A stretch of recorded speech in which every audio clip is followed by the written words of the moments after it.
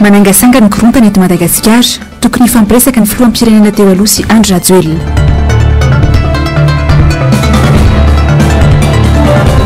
Vidin'entana sy fiakara mividy mpiainana voatery miady varotra ambaniny sasabidy ny mpanjifa. Fitsondromana zava-mahadomelina tokony atao zava-dehibe ny fifampiresahany ray aman-dreny sy ny zanaka hoy ny mpanabe. Tomboky lasy tomboky vavy mankasitraka ny ao an-trano ny tenako manaraka ny fahitalavitry ny MBS tonga soa atao anatin'ny fampahalalam-baovao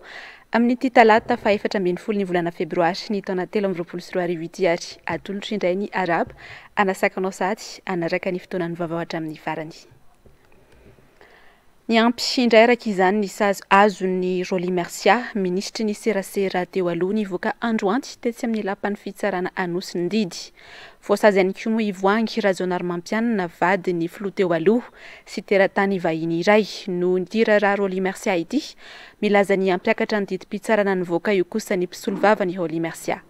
Asinandria Malala sy Toky Ramarla. Sazy 3 volana atranomaizina sazy miatra miampilamany roa tapitrisa ariary io ny sazy azon'ny Roly Mercia na iary Laurent Azasson ministre ny serasera tamin'ny fitondrana HVM raha nididy navoaka ny fitsarana androany. Voasaringotra tamin'ity raha ity ihany koa Ramatoa Voanga Rajoanarmampianina izay vadiny filoha teo aloha ery Rajoanarmampianina ary ny teratany vahiny iray izay nolazaina fa iray tsy kombakomba tamin'ny Roly Mercia tamin'ny fanaovana ny antsoina hoe faux témoignage ka nitoriny ny mpandraraha iray izay akaiky ny Andry Rajoelina azy ireo. Mahakasika an'Andriamatoa Roly Mercia dia novany fitsarana ilay loham-piampangano dénonciation abusive novany dénonciation calomnieuse dia nilaza zany ny fitsarana eto Anosy fa maefa itsara ny raharaha nolazainy fa meloka Andriamatoa Roly Mercia nosaziny 3 volana tranomaizina sazy miatra plus 2 millions d'ariary sazy miatra dia nasiny didy fisamborana. Tao anatin'ny efitra mpitsarana teo nisy anarana première dame teo aloha voateny maître manona mahakasika izay tompoko.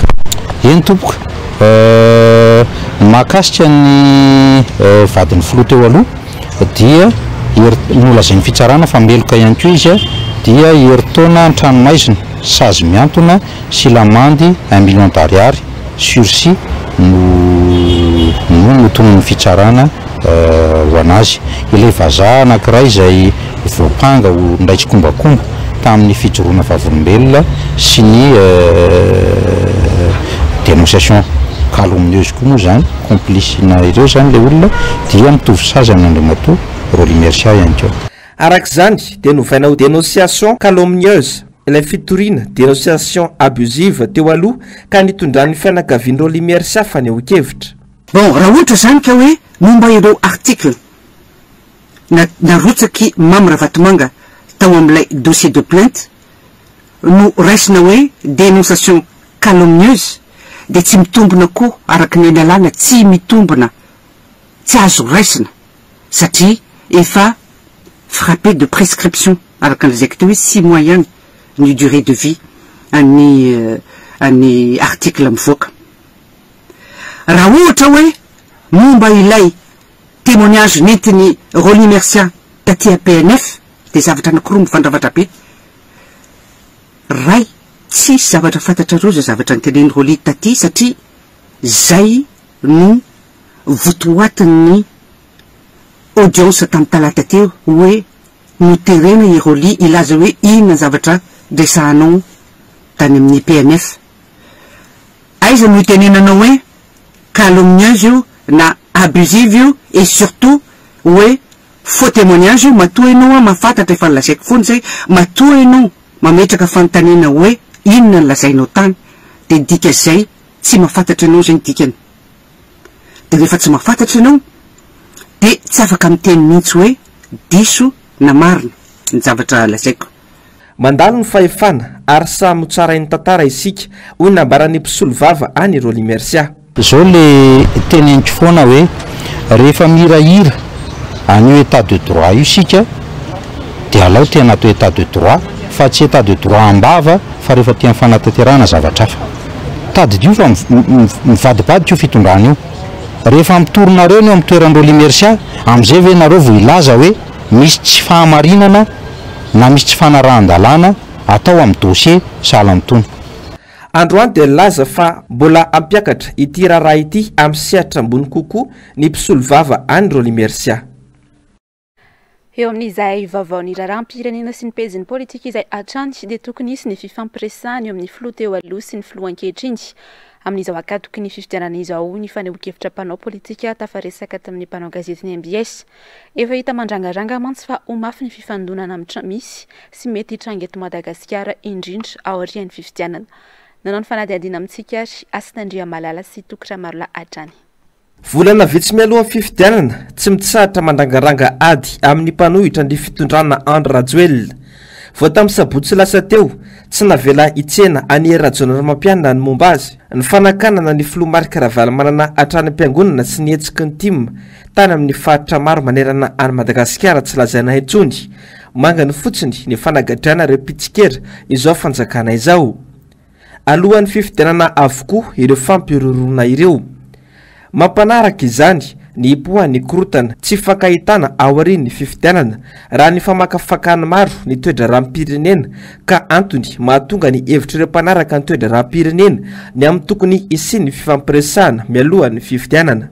Dia ny hoe ahoana ny afahantsika mametraka an'izay fifampiresahana izay tokony afaka hifampiresaka ho tombotsoa ambony firenena satria raha malala ny korotana iran-tany raha malala ny fahefa-mividy eto Madagasikara raha tena miainao anatin'ny vahoaka ianao dia mahatsapa hoe tsy lara-pamehana vola sifra mivoaka ao anatin'izany vola olanina ny fifidianana izany efa zava-doza be dia ao zany le zavatra teneniko hoe tokony fampiresaka aloha ny eto dia miteny hoe matoa olona ray zany mitondra firenena za miteny fa tsy hisy mpitondra tena ratsy teto Madagasikara fa ilay système mihitsy mbola mangejantsika dia eo Andriamatoa Marc Ravalomanana, Andriamatoa Andry Rajoelina, Andriamatoa Rajaonaramapianina izay efa samy nandalo an'izay fifidianana izay ny heriko zany fa roa ny heritelo lehibe eto Madagasikara tokony afaka manitra an'izay fampihavana an'izay sy jirivana dia miampy ny musulman, ny FFKM ny rehetrarehetra dia mijery an'ilay hoe inona ny anoratantsika ny tantarantsika idirana ao anatin'ny Repoblika fahadimy fa tsy mahazaka antsika intsony ny Repoblika fahaefatra. Zay moa ny hevitro fa dia vitantsika eo fa mifantatro hoe manano tany manodidina antsika fampiatsiana goavana dia atahorana ny toedra raha politika eto Madagasikara. Isy fahavalo ny mpitondra raha anakana ny mpanohitra amin'izay hetsika ataony izay tiany vahoaka ihany matsy no hivoaka mpandresy amin'ny fifidianana io kosa ny mpandrindra nasionaly ny HVM. Fa maninona ny atao an'izany zany dia davana ny mivanana io lalàna amin'ny feny fifidianana io fa nga izy nanakana ny Andry Rajoelina niditra teto amin'ny 24 tovy niditra teto izy dia nitety a Madagasikara zay ny mpitondra tamin'izany filoha Rajaonaramapianina ny mpitondra tamin'izany tsy vadika ado tamin'izany zay fa dia tandreny fotsiny any fandriam-pahalemana zay fotsiny fa tsy sakasakany ohatr'izao sakana ny Ravalomanana sakana ny olana hevitra sakana ny Rajaonaramapianina dia horera kory zareo zay tiany vahoaka ihany no lany eo rehefa mazafa ny fitsipitana. Ifarana afaka fito volana ny fitondrana Rajoelina raha voatana ilay datim-pifidianana 9 Novambra anaovana fifidianana filoham-pirenena fiodinana voalohany. Nanjaka ny fanampianam-bava sy ny raha matahora niatra tamin'ny mpanohitra tsy hita ilay hoe ny fitiavana ny lehibe indrindra ny mifanohitra amin'izany aza nisy ka fotoana izao ahafahana amiroso amin'ny fifampiresahana raha tena tia tanindrazana marina i Andry Rajoelina. Eo amin'izay lafim-baovao izay hatrany ary dia mbola baraingo hatreto na hisy fifidianana eto Madagasikara amin'ny taona ity na tsy hisy na dia efa navoaka ny CNIEZ ny tetiandro anatanterana fifidianana filoham-pirenena fiodinana voalohany sy ny faharoa raha toa ka mbola tsy fantatra kosa ny daty anaovana ny fifidianana izay ho ben'ny tanàna sy ny mpanolo-tsainy tapitra fotoam-piasana amin'ny taona ity ihany koa mantsy. Mazava ho nisy olom-bavambahoaka Todisoa Andriamampandry fa miketrika tetezamita ny mpitondra sy ny CENI ny fitsarana avy momba lalam-pandrenana raha izao zava-misy izao no jerena. Asinandriamalala sy Tokramarla hatrany no mitatitra amintsika ny makasika izay. Tsy fantatra mazava izay tena tiany mpitondra fanjakana sy ny CENI ary ny HCC atongavana amin'izao fihetsiketsehana maro isan-karazany amin'ny fanomanana fifidianana izao. Raha afakafakana sy diniara tokoa dia tsy vonina iroso amin'ny fifidianana izany ny mpitondra sy ireo rafitra ikirakira fifidianana. Hitantsika amin'izao fa manao katandrametaka katefo manta ny CENI zany amin'izao fotoana izao fa nahoana ny fifidianana filoam-pirenena no napetraka fa aiza ny fifidianana bentanana sy ny mpahan'olon-tsaina nge tapitra koa amin'ny tetaony ty e de naninona tsy nitenenina zany le izy nefa efa taona nge no mandanina be ny tanàna sy ny mpahan'olon-tsaina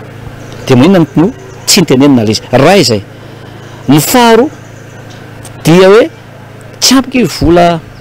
nataoko ny seny ikarakarana ny fifidianana io e 45 milliards nge no anatina loi des finances nefa 145 milliards ariary vo afaka mahavita ny fifidianana filoam-pirenena eto Madagasikara tsy mahavita premier tour koa io vola ao amin'ny seny io ka zay zany no itenenana hoe manana foana zany a ny seny amin'izao fotoana zao ary misy fiarahana tsokombakomba amin'ny fanjakana io hoe atao mihitsy tsy atateraka ny fifidianana de hitarina makany amin'ny tetezamita ity raharaha ty satria fantatra zareo fa tsy ho landry zareo zany a ao anatin'izay satria fantatra nge ny fahasarana ny olona ary eto zany isika amin'izao fotoana zao dia tsy anaiky an'izay mihitsy ny mpanohatra ny pipetabe ny société civile zay ndresaka taminay eo koa mpiara-miombona antoka rehetra zay miray fo miray asaina daholo a hoe tsy maintsy ajaina ny lalam-panorenana dia tsy maintsy amin'ny tetaonyity ny fifidianana fa tsy maintsy mikaroka lalam-bola ny fanjakana zany a anaovana fifidianana eto Madagasikara atreto ny tim dia mbola mitaky ary tsy miova amin'ny teniny ny amin'ny tokony isiny fifampiresahana mialohan'ny fifidianana ilaina ny fikaonan-doha ilaina ny fifampiresahana ilaina ny manatsara ny asany seny sy OACC io a mila manova stratégie kapaikady amin'ny asany zay ataony zany a ny seny io na ACC ary tokony ny olona rehetra zany a no miara-mikondoa mijery zay maromaro tsiraisana asosy tsara ny fifidianana eto Madagasikara to manamafy ny resaka mandeha any ambadika rehetra any izay nambara ny député Totso Andriamampandrizay ny amin'ny mety tsy isiny ny fifidianana amin'ity taona ity fa mikasa ny anitatra ny fotoam-piasana ny mpitondra ankehitriny tsy tokony hiala amin'ny lalam-panorenana nefa isika satria hiteraka sazy ho an'ny Madagasikara indray zany raha toka anitsakitsaka lalam-panorenana ny mpitondra sy ireo vovonana manaiky hiara-dia Kokoa mikasika ny sosialy ny fandaharana miara-manonja tamin'ity androany ity ny vidim-piainana izay tsy mitsaha-midangana ka tsy misy izay tsy mitaraina ny vidim-bokatry ny tantsaha nefa mitotongana hatrany toy izao indrindra ny fampitinana ny fandaharana miara-manonja androany rindra ny sary ny Manora Andriamalala raha ny mikasika ny politika ny raharaham-pirenena ny voaresaka matetika anaty fandaharana miara-manonja dia niompana kokoa tamin'ny resaka sosialy sy vidim-piainana ny fandaharana androany isan'ny noresahany solombavam-bahoaka voafidy tao amin'ny boribory-tany faefatra androany ny akondiany tany amin'ny faritra vakina karatra efa mampiteny ny mona loatra hoy izy ny fahasairana ny mponina any amin'ity faritra ity sy saika manerana Madagasikara tapidalaka le tanteraka ny tantsaha any ka mivarotra faty antoka ny vokatra de tena enjana be ary nefa ny mpamokatra legioma dia mividy ovy a ovy de fa maninona no tao madinika kely eto antony tena mahatra de mahatra ny olona andriamatao solombavam-bahoaka de tena aloha adina zao fa tsy andrasan'olo lehibe fa maninona raha vao andrasan'olo lehibe io a de roapatelo eo fa tsy hitanao tsony fa rehefa miady anao a misy mangalatra eny eny atamboly dia ny raviny fotsiny mahajany eo de mitsatoka eo de mieritreritra ao le izy fa ny vodina efa tsy ao tsony de aloha atao ohatran'izao zany hoe aleo mihina kely ito zay mandro fotsiny zany efa tonga hatramin'izay zany ny fotom-pisainan'le olona amin'ny resaka hoe amin'le fahantrana tanteraka le mahatra tanteraka aloha nampahantrana le olona atao tsisy nitoanana ara-pambolena sy ndretrarehetra zay olona tokony mba hamokatra tsy nitoanana fa miady tena rera na amin'ny resaka ambioka semence zany na amin'ny resaka zezika na amin'ny fotoana hoe fanampinan'olona amina amin'ngadin'ombo na amin'ny angady tsotra de tena tsy misy ny vidin'ny vokatry ny tantsaraka izany sy mitsaha mitotongana ny vidim-piainana sy ny entana fampiasan-davanandro anefa miakatra saika ho isan'andro mialala araka izany ny fahantrana amin'ny faritra misy amin'ny mpamboly ary zany ry fanira de tena mikikika n'olona satria any olona de miteny hoe mbola tsy nisy ohatr' zao monsieur le député tao anatin'ny 10 taona ary de tena efa misoanina fa mandala de mba hoeto any zao resaky zao fa de tena mijaly le olona ary tena mialatsiny any tena an'le izy fa na vola vidanina savony azy atsy satria mahitana de fa maninona ro maloto be ohatran'izao mialatsiny tena efa tsy hoe za kory madio ninona de tena zara raha mahita rano hoe rano a sasana de natambatsy rehefa savony zany a malana no ahitana an'izany fa de fa raha misy ny ravitseva moa zany nataon'olona any misy ny ravitseva sy ravitseva sy ny voatseva de le ny sasana de zay fa ny akanjo aloha de tena hita fa tena maloto satria manina tena o anatin'ny fahatrana le olona tena anatin'ny fangerifirina le olona tena nampahatrana le malagasy de tena mampalahelo tena mampalahelo de mampalahelo ary dia ny olona moa de miteny mihitsiny hoe efa fantatray ny lalana tokanjanonay monsieur le député ary tongava matetika aty anao mba miresaka aminay mba midinidinika aminay mampita vaovao sy ndretrehtra fa tena zany fahorinay aty akoatr'izay ny vahiny tato anatin'ny fandarana ihany koa androany ny avy amin'ny esika proravalymanina ny resaka mikasika ny esika izay ho karakaran'izy ireo ny sabotsy ho avy izao fizarana nofokena amin'ny tampihavanana izay atao amin'ny foibeny antokotiko Madagasikara ao Belera. Ny vaovaon'ny toe-karena dia anisan'ny sehatra mitotongana tanteraka ny toe-karen'i Madagasikara amin'izao fotoana izao teo ny resaka valanaretina Covid-19 fa anisan'ny fototra goavana anisan'ny nahatonga izany ihany koa ny tsy fahaiza mitantany mpitondra ankehitriny. Mila tonga saina sy makalesona ny vahoaka malagasy hoy ny fanehoan-kevitry Lazara Zafiarson tantisano sady flot national ny atoko rassembler les citoyens responsable na ny RCR izany tao anatin'ny fandarana dinika omaly. Mialirary nombana sy Andrakoto Malala. Tantsaha avokoa ny valpolisanjato amin'ny malagasy izany hoe mivelona amin'ny fambolena sy ny fiompiana. Sehatra iray anisan'ny tsonimen'ny fanjakana ankehitriny lanja mihitsy anefa ity tontolo iray ity ka hita ny totongana tanteraka. Nisy fiatraikany avy hatrany teo amin'ny tontolo ny ara-toe-karena teto amintsika izany. Zavatra tsy mahasoa ny vahoaka malagasy rehetra anoina tao lahara-pahamehana tamin'izany. Tsy mahagaga hoy ny nambarany Lazara Zafiarson raha mandalo fahasahiranana tanteraka ny firenena amin'izao fotoana izao. Ny fiarahamonina dia valpolisanjato tsy nianatra tatsaha no izany toe-karena tahako ny ahoana zany ahafahana mamelona ny reto fiarahamonina reto ka tsy amin'ny alalan'ny telefona na fivarotana telefona na hatramin'ny manara-penitra no entana mamelona le valpolisanjato fa raha mijerytsika valpolisanjato tsy nianatra dikan'izay activité primaire na hoe fambolena sy fiompiana zay no bazin'ny toe-karena ka raha mijery ny ravitra toe-karena tsika dia mifamadika io ny secteur primaire atao tsinitsino le valpolisanjato secteur secondaire eo anelanelany ny secteur tertiaire zay roapolo-isanjato raha be indrindra na folo-isanjato no olona miasa ao aminy io no mitondra le toe-karena zany hoe mpivarotra sy mpanera daholo ny malagasy ray manontolo zany hoe secteur tertiaire de tsy mamokatra tsika de azagaga ianao raha ohatra ka manafatra entana amin'ny fanjakana satria le valopolo-isanjato reo adinoana de ato amin'le varotra tsika ny miazakazaka de le folo isanjato ihany miodina ao anatin'ny activité zany hoe raha jerentsika ny PIB ny produit intérieur brut dia reo le olona folo isanjato reo ihany no mandray anjara amin'le toe-karena any ka raha misy crise tsika de tonga de miara-potika daholo ny fiarahamonina ray manontolo tsy misy fambolena mahazo famantsina avy amin'ny fanjakana dikan'izay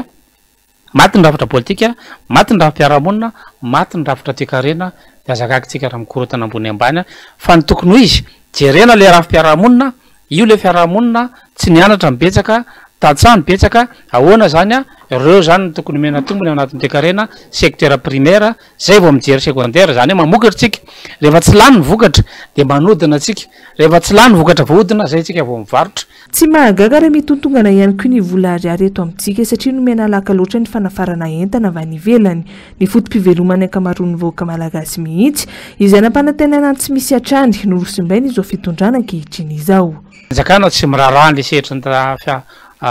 fambolena de azagaga isika raha manafatra ny rehetrarehetra ka rehefa manafatra tsika de mitombo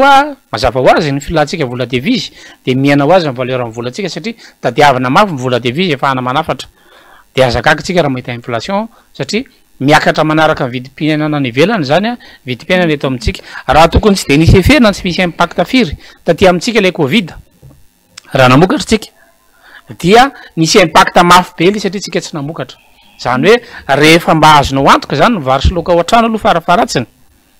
ka ny minina zatra mitrangany ivelany ihany de mba farafaratsy aloha mihinam-bary ianao fa ny tena olana eto sady tsy mamokatra vary tsika araka fampanantenana fanjakana hoe omena ray hectara isaky ny olona sa isaky niny izay nanjavana moa fampanantenana ny tenao ka avy any Ambatondrazaka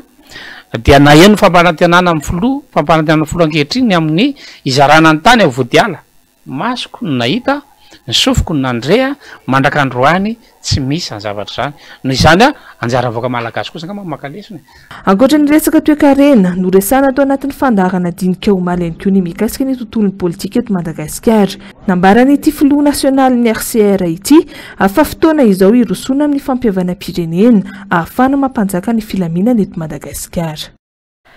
Eo amin'ny vavaony sosialy mitombo isan'andro ny mpivarotra mandehandeha eto Antananarivo. Tsy izy ireny ihany anefa no mitaraina amin'ny fiakaran'ny vidim-piainana fa hatramin'ny mpivarotra lehibe toy ny mpanao fanaka ihany koa azy. Miditra faty antoka ny ankamaroan'ny mpivarotra saingy dia tsy afa-miala ihany koa anefa amin'ny ady varotra atao ny mpanjifa. Mitatitra misika ny fanadihadiana ary Iravy Razafy Mahenina sy Mathieu Prince. Tantsaha avokoa ny valo-polisy anjato amin'ny malagasy izany hoe mivelona amin'ny fambolena sy ny fiompiana. Sehatra iray anisan'ny tsonome ny fanjakana ankehitriny lanja mihitsy anefa ity tontolo iray ity ka hita ny totongana tanteraka. Nisy fiatraikany avy hatrany teo amin'ny tontolon'ny ara-toe-karena teto amintsika izany. Zavatra tsy mahasoa ny vahoaka malagasy rehetra anoina tao lahara-pahamehana tamin'izany. Tsy mahagaga hoy ny nambarany Lazara Ferson raha mandalo fahasahiranana tanteraka ny firenena amin'izao fotoana izao. Ny fiarahamonina dia valo-polisy anjato tsy nianatra tantsaha noho izany toe-karena tahaka ny ahoana zany ahafahana mamelona ny reto fiarahamonina reto ka tsy amin'ny alalan'ny telefôna na fivarotana telefôna na hatramin'ny manara-penitra no entana mamelona le valo-polisy anjato fa raha mijery valo-polisy anjato tsy nianatra dikan'izay activité primaire na hoe fambolena sy fiompiana zay no bazin'ny toe-karena ka raha mijery ny ravitra toe-karena tsika dia mifamadika io ny secteur primaire atao tsinitsino le valo-polisy anjato secteur secondaire eo anelanelany ny secteur tertiaire zay roapolo isanjato raha be indrindra na folo isanjato no olona miasa ao aminy io no mitondra le toe-karena zany hoe mpivarotra sy mpaniera daholo ny malagasy ray manontolo zany hoe secteur tertiaire de tsy mamokatra tsika de azagaga ianao raha ohatra ka manafatra entana amin'ny fanjakana satria le valo-polo isanjato reo adinoana de ato amin'le varotra tsika ny miazakazaka de le folo isanjato ihany miodina ao anatin'ny activité zany hoe raha jerentsika mipebiny amin'ny produit intérieur brut dia reo le olona folo isanjato reo ihany no mandray anjara amin'le toe-karena any ka raha misy krizy tsika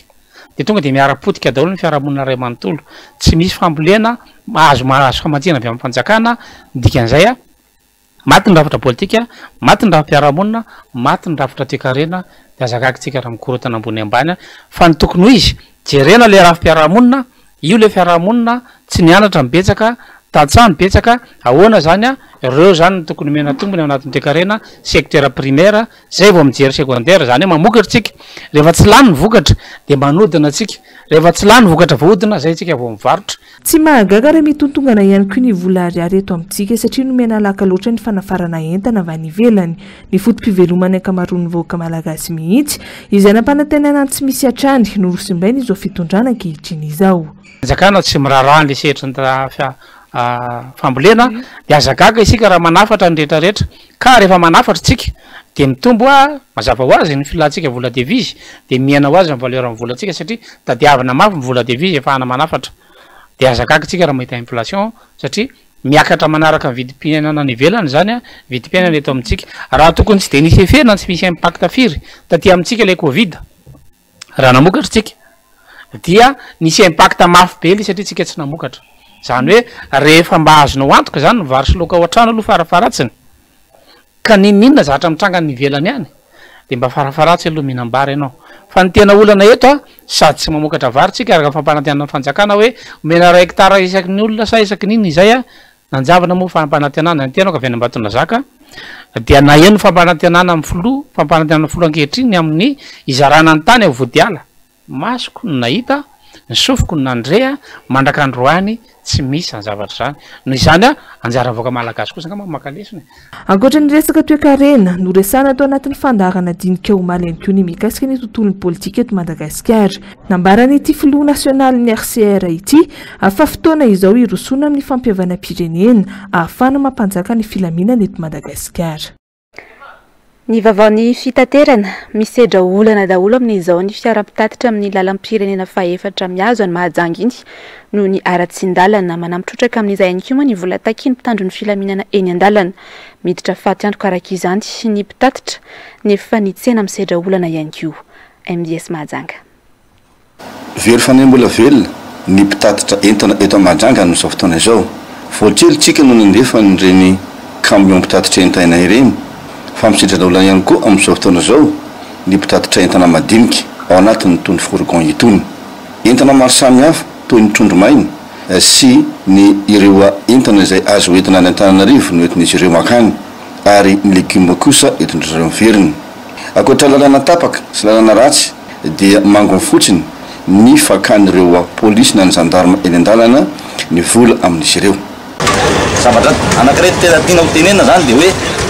ny entretien routier aloha zany dia tena 0 ariary tsisy mihitsy makany amin'ny entretien routier ny vola alohanay tatitra. Hatramin'izao zany zao efa presque ataoko hoe isaky ny arrivé zay 80% de faranay avy ety ny vola frenay lany amin'ny fanamboarana tomobile no ny antony fahasimban'ny lalana. Izay misy fotoana tena misedra olana koa amin'ny lafiny resaka hoe police routier sy ny hoe resaka gendarme, amin'ny resaka patente sy ny resaka licence sy ny resaka any, nefa ny tsy haiko hoe makay zary zany le vola patente dia alohanay isa-taona io. Very fanambola velona toy ny sobaka kambodiriana araka izany izy ireo, satria dia alaina avokoa ny kely ampilatan'izy ireo amin'ny sedritry n'izany trondromaina sy entana entin'izy ireo izany. Mba mandoha vola ara-dalana azy any amin'ny patente na amin'ny resaka inona na amin'ny resaka inona droit de participation sy droit de stationnement namany mba karakarao, satria tokony ho anay zao ny mikarakarana an'io ary tadidio tsara hoe ny fidangany vidim-piainana eto Madagasikara presque miankina tanteraka 80% any amin'ny fahasimban'ny lalana. Raha izay ny tany Mahajanga ho an'ny toliary kosa isika atao anatin'ny ity toy ny vaovao manaraka ity. Nanao filaharam-beary ny lanja sola baventy ho malalatsinainy ny fikambanana maromaro tao toliary manohitra ny tetikasa basy toliary. Tsy anaiky hatramin'ny farany ity tetikasa ity moa reto fikambanana ireto. Rindran-tsary Manora Andriamalala. Fikambanana maro avy eto toliary ireto manohitra ny tetikasa basy toliary ka nidina an-dalambe omaly ireto. Ny fikambanana mazoto, fima ary fokon'olona monina ao Ranobe tsy afanike tao amin'ny commune Ankilimanilika Fokontany Benetsy. Efa hatramin'ny taona 2024 no nanohitra fitrandrahana fasimainty ataon'ny basy toliary ny mponina. Ny basy toliary moa dia orinasa mpitrandraka fasimainty azahoany ilay antsoina hoe Ilmenite, Zircon ary Rudil. Satria ty orinasa raiky toy tsy mampamboly anareo. Rava zany ny fambolea. Ho rava andaboy satria ho atao ziporo. Lafa mandeha izany fitrandraha toy tsy en sécurité aby na ny fahasalamandriaka na fihinana fiamboly maila koa tsy raha misy. Haindrozy zany. Hainy vazaha reo raha volanko aby zao ary hainy anatsika reo. Hainy mirehaky. Ny taona 2024 no efa nahato ny fitrandrahana nataon'ny orinasa saingy mitady iveriny sokatra indray amin'izao ka toery ny mponina. Ireto farany izay tsy anaiky ny sokafany ity orinasa ity intsony hatramin'ny farany. Herinareo bazy toliary reo fa laha misy sambotsy anareo ka hampigadra anareo ka tsy taitsy aho volanko hoe zalika ro babako amindro reniko laha zao tsy ka natahotsy nareo valeo fanambarako zay. Tsara ny mampahafantatra fa ity fitrandrahana fasimainty atao toliary ity no fitrandrahana fahatelo lehibe indrindra eto Madagasikara. Mitentina hatramin'ny 900 tapitrisa dolara ny teti-bola saika ho ampiasaina tamin'ny ity tetikasa ity. Ny taona 2024 teo no saika nanomboka ny fitrandrahana. Manimba ny hoavy miteraka fahasahiranana ho an'ny ray aman-dreny ary manakorontana fiarahamonina sy ny tanora ny mirona amin'ny zava-mahadomelina ary miankina amin'ireny karazana zava-mahadomelina ireny. Mirongatra eny amin'ny fiarahamonina ary manantona sekoly mihitsy ny mpivarotra roro na héroïne ankehitriny na ireny karazana drogy amin'ny alalan'ny tsindrony ireny. Nanantona mpanabeary Iravirazafy Mahenina sy Mathieu Prince androany nanadiady ny voka-dratsin'izy ireny sy ny fepetra raisiny sekoly. Tsy vita ray aman-dreny ireny intsony ny fanabeazana ny ankizy no ny firoboroboan'ny teknôlôjia sy ny fandrosoan'ny fanatotoloana. Ny fiarahamonina sy ny namana no anisany taiza bebe kokoa ary mety ho tsara izany na ratsy. Ny fanabeazantsika amin'izao mantsy dia efa sarotra ary manahirana mihitsy satria ny fanabeazantsika amin'izao fotoan'izao dia ny zavatra anankiray tsy mety no ekenina fa tena ho lamaody. Raha misy olona anankiray mijoro ny tsy mety mifoka na tsy mety mitindrona ao anatin'ny ankizy maromaro ka mirona mitindrona daholo ny ankizy betsabetsaka de le ankizy anankiray no lazaina fa tsy maharaka ny antsona hoe fandrosoana de efa eo izy de voateny de lasa ailiky ny namana izy rehefa tsy miaraka amin'le antsona hoe namana de tsy maintsy izy mifandray amindreo namana de miroboka ao anatin'izay fatandroana le ny fidedavana ny zavatra rehetra ka raha din'izao tanora zao de potika no avinao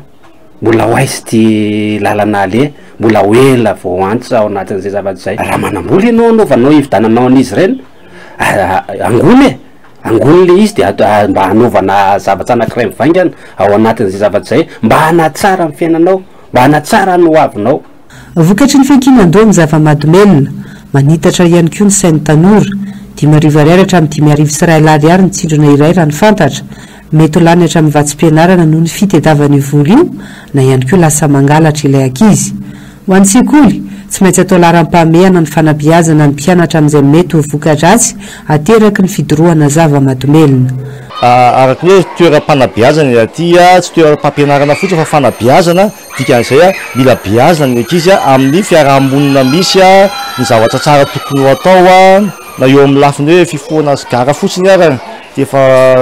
tendenina ny voka-dratsiny zay zavatra zay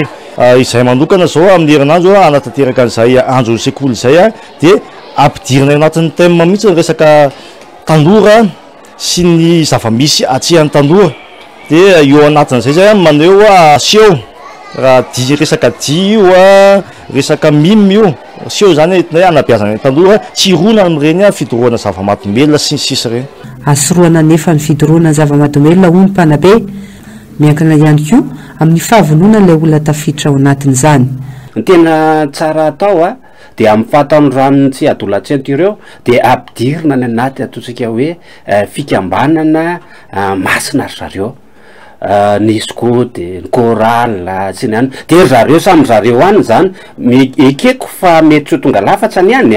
fa mba misy any hoe arofanina mba tsy hahatonga anazy eo befibe amin'ny zavatra zay tokony ataony satria azo antoka kokoa izy zany any amin'ny resaka fanabeazana ihany koa satria tsy vita ny ray aman-dreny rery ny atsoina hoe fanabeazana ny sekoly ihany koa de tsy tapahana zany ny fianarana satria zao manko efa sahirana ny ray aman-dreny de vo sahirana ny ray aman-dreny de eo amin'ny fianarana io ny tapahany voalohany mba satria io no miala vola betsaka izy eo nefa ny tanora atsika manimba azy iny satria sady tsy asa no tsy anatra de hoaizy izy zany de eo am'izay ary le azahoany namany aingakaingana kokoa de efa miaraka amin'ny aingakaingana kokoa izy de mesimba ny tanoratsika ao anatin'izay zavatra izay de nytsika ray aman-dreny zany jerijereo ny zanatsika jerijereo ny namany hoe iza ny namany reny de efa hitanao ny namany de ohatry reny ny toetrany ao anatin'izay zavatra izay de mba mila firesahana tsy misy hatreto ny isa mazava makasika ireo tanora ny rona tamin'ny fitrondromana roro misy anefa ireo efa maty noho izany na ihany koa lasa adala ka lasa vesatra ho an'ny fiarahamonina ny fanjakana ia tsy ahitambokany hatreto tsy mbola misy na iray aza olona mpamatsy voapaingitra tao anatin'ny raharaha efa nisy kosa ireo mpivaritra efa natoboka ponja nankalaza ny andro iraisam-pirenena ho an'ny andro be na ny epilepsia sika omaly maro be ny antony mety mahatonga azy ireny azoroana tsara nefa ary aretina tsy mahamenatra ny andro be no sady tsy mifindra ihany koa manazava ny andindiny makasika izay ary iravirazafy mahenina sy Mathieu Prince rehefa nanantona mpitsabo tsy mifidy taona ny aretina andro be na ny epilepsia ary mety manaranaka ihany koa tsy vokatry ny nataony olona nefa izy ireny fa noho ny fiatoana kely amin'ny fiasan'ny ato mety ny ampahan'ny ato na ny iray manontolo ny voakasika izany ka mahatonga fihetsika tsy mahazatra loatra inefatra miataona ny fomba fihetsiky ny andro be amin'ny olona iray vao miverina amin'ilao ny fiasan'ny atoany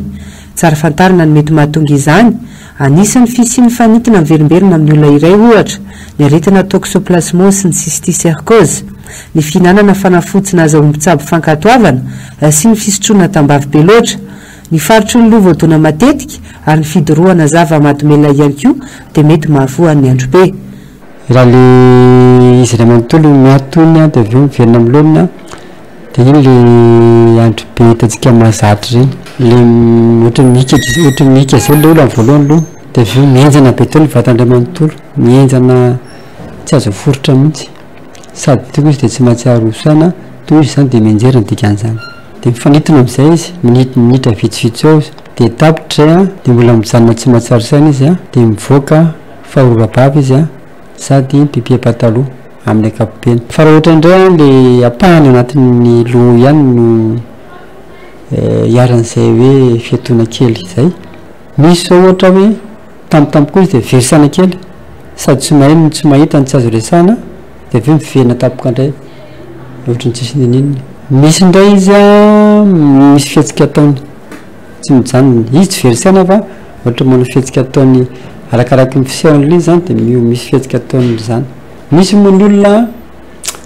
da misy andreny olona mianjery reny de totoa fa mibozaka maintso ny sisa de hoe afaka tsy mibozaka inona afaka an'le izy fa le fivoarana mihitsy zany minitra vitsivitsy otrao de afaka ho azy fotsiny ao izy marina fa nandro be tsy mifindra satria favoazana manokana mahazo ny lohan'le olo le atotoany zay izy rery any ny voany zany samy hafa nefa ny andro-be sy ny fanintona ny fanatonana mpitsabo malaky no tena zava-dehibe mba tsy sy ny fihitarany aretina raha ohatra le zazakely mifanintona tsy zakany le hafanana de manao crise convulsive hypertermie mihitsy zany mamay be de mifanintona de raha ohatra izy ka tsy voatsabo aingany iny a tara ny fitsaboana na hoe ratsy le diso le diagnostique de mety ho lasa ho épileptique izy aneriana any ray zany crise convulsive anatin'le mandehanseho fa ny épilepsie zany mety conséquent vokatry lay fanintona tamin'ny mbola kely zay a tokony tsaboana faran'izay aingana faran'izay aingana nanamafy ny mpitsabo fa tsy azo ajanona ny fanafody ho andreo marary ny andro be izay ihany no mety ahitana vokany amin'ny aretina ka ampiana tsy kelikely ny fihetsehany 7 ny volana febroary fety ny mpifankatiana antsona ihany koa hoe Saint Valentin anisan'ny manana ny tantarany ity andro ny mpifankatia ity izay ankalazaina maneran-tany ary anisan'ny mankalaza sy manamarika izany fety izany ihany koa isika eto Madagasikara ary raha ny fanadihadiany miala ary nombana sy andra Kotomalala Ara-tantara anisan'ny mpitran'ny fety ny mpifankatia izay ankalazaina maneran-tany isaky ny 7 febroary any tantarana pretra romanina iray ny andro ny fotoana hamonoana azy tany Amponja ity faran'izay latsa-pitiavana tamin'ny zanaky ny mpiandry fonja aka ny fandefa sy ny fanakalo teny mamy tamin'ny vehivavy io izay narahana sy ny hoe Saint Valentin na hoe le olo tianao nanomboka teo izy dia nantsona hoe olo-masina mpiaro ny mpifankatia mankalaza ity fety natokana ho an'ny mpifankatia ity tahaka ny firenena rehetra isika eto Madagasikara ireto amin'ireo mpifankatia nanamarika izany tamin'ny tsy androany ity ireto mpivady vao vita raharaha eritaona lasy izay ireto mba izy ireo fanamafisana ny fifankatiavana izay efa nisy isan'andro asehatra amin'izay no ankalazana sy anamarian'izy ireo ity andro ny 7 febroary ity ity sary taloha zao no azonovanay de andehandeha hitsangatsangana efa mpivady zay aheritaona ny vadianay zay nafta mariagenay anamafisana an'le fifankatiavana efa nisy hatramin'izay efa nisafidinay natokanay mihitsy androany mba hiaraka hivoaka kely satria tsy le mpisipasipa ihany ny tokony ankalaza anazy fa mpivady ny tena tokony ankalaza ny fety mpifankatia anisan'ny entindreo mpifankatia nehoany izy ireo ny fifankatiavana ny fanomezana voninkazo na ho an'ny lahy izany na ho an'ny vavy aka anisan'ny singanina ao anatin'izany ny fanomezana raozy mena izay mariky ny fitiavana vao maraina dia efa maro ny mpifankatiana anjifany raozy mena sy ny raozy fotsy teny anosy teny araka ny nambaran'ireo mpivarotra voninkazo nahitana fiakaran'ny vidin'ny raozy tamin'ity androany ity ho an'ireo mpivarotra mpiantoka nahitana fidinany kosa ny vidin'izany raha oharina tamin'ny taondasa teny amin'ireo taon-tsapam-bokatra mihitsy manodidina ny 3,000 ariary ka hatramin'ny 3 alina ariary arakaraka ny isany sy ny karazany no vidin'izay raozy izay tamin'ity androany ity ny tsena aloha ihany moa ny raozy zany atao somary niakatra kely ny vidiny tsy mihoatra ny andavanandro niakatra eo ny avroa enina isan'andro eo ny vidin'ny raozy aloha amin'izao mena teo aloha izao farany tsara zao 10 000 ariary nefa amin'izao lasa vidintsika 30 000 ariary izy any roany any eo amin'ny 12 eo sazy epinina menina kely any aloha zany hoe rehefa tiana le izy zany dia raisitao foana aloha satria andro anankiray mena ny tena mandeha dia hitanao amin'izao fa efa tsy dia misy mena tsony fa lany maraindraina ihany na vehivavy na lehilahy samy maka ny anjarany daholo aloha tena liana amin'ny malagasy tena liana nanandreo zao raha hoe jerevana ny tapakandro maraina zao menamena ihany zao mba hoe nisy nanray amin'ny akapobe nefa ianao tsy afaka na hoe fety Saint Valentin androany dia menamena ihany no atao fa ny raozy fanaonao dia tsy maintsy hoe ilain'olona foana zany mena na fotsy fa eo amin'ilay vidiny tsy mitovy tsy dia afaka raha mihoatra ny tapitaona lasa itabe moa zany tena mahazo tombony be fa ohatranay tatsady tsy afaka lina de lina ny olona raha ohatra hoe jerevana zavatra hoe mipiatseny tamin'ny heritaona zao mahita amin'ny hoe 20 000 ariary ny taon'ny 12 ho anany tatsa tamty zao fa any amin'ny 50 000 à 10 000 ariary 4 000 ariary tena hita hoe nidina nefa raha le fitaovana ampiasainay zany zao tena lafo de lafo le produit ampiasaina satria tsy maintsy mampiasa produit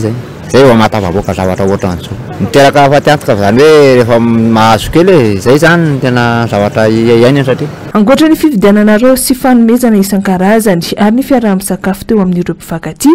nisy ihany koa ny toerana natokana nametahana kadena amanao ny fifamatorana eo amin'ny mpifankaty ny nofinofy ny fandriana ny firaisan-kina ny tanjona teny amin'ny grillage tolo-tanana tetsy anosy tamia atsika ny vaovao amin'ity androany ity taky ny mazatra ny maresaka iray sampirenena olona manetsiny no mizaka ny takaitrana velany rivodoza nandalo teo amin'ny nosy iray tany Nouvelle-Zélande miakatra andrano tapaka ny herinaratra sy ny fifandraisana ka maro ny tanàna amin'ny tokamonina efa nandray ny fepetra mifanandrify amin'izay kosa nefa ny tompona andraikitra any an-toerana afitra solondray be sy Manora Malala rivodoza tsy mbola nisy tao anatin'ny 100 taona farany no nikapoka ny tao amin'ny île Nord any Nouvelle-Zélande omaly alina ny tafiditra tanety ilay rivodoza Gabriel olona 5 sy 4 alina sy 4 hetsy ny voakasika tapaka ny jiro tondra drano ny tanàna maro ny toerana ny rodana noho ny rotsakorana tafio-drivotra hatramin'ny 710 kilometatra isan'ora no nentin'ity rivodoza ity ny vangongony rotsakorana hatramin'ny 20 centimetatra tao anatin'ny 420 ora ary tafiakatra hatramin'ny 120 metatra ny onjateny an-dranomasina ity nosy kely ity dia ahitana ny 3 ny mponina 5 tapitrisa ao Nouvelle-Zélande ary sambany teo amin'ny tantara nisy tranga tahaka izao tao an-toerana araky nambaran'ny prime ministre néo-zélandais Chris Hipkins mafy ny fahavoazana na ara-batana na ara-pototra fitrasa ho iantrany nambarany tapaka ny fifandraisana noho ny fahatapahan-dalana maro ka maro ireo tanàna noho ny tokamonina vokatra izany dia tongotra anaty rano no tsy maintsy ataon'ireo mponina izay mieritreritra ny ala amin'ny toerana marefo farafahakeliny dia olona 540 ny tsy maintsy nandao ny tranony hoy ny ministra ny fitantanana vonjitaitra Kieran McAnulty faritra maro ihany koa tsy misy jiro na fifandraisana intsony mikatona ny lalana lehibe mampitohy ireo renivohitra lehibe ao an-toerana na hetsika daholo araka izany ny miaramila sy ny mpitandro ny filaminana anavotana ireo tavela any naty rano raha ny fampitam-baovao nataony tompona andraikitra tany an-toerana hatrany iny vaovany maresaka iray sampirenena iny ary no manakatona ny pezin'ny fampalalam-baovao tamin'ity androany ity mankasitraka anao hatrany nanaraka izany hatramin'ny farany hoaranao rehefa avy eo taky ny mahazatra ny fandarana aona marina sy ny fandarana global news ny horonan-tsary hoarantsika amin'ity androany ity kosa indray dia mitondra ny lohateny hoe certainement peut-être ny tena kosa ametraka ny veloma mandra-pitafa ao amin'ny rampitso indray tompoko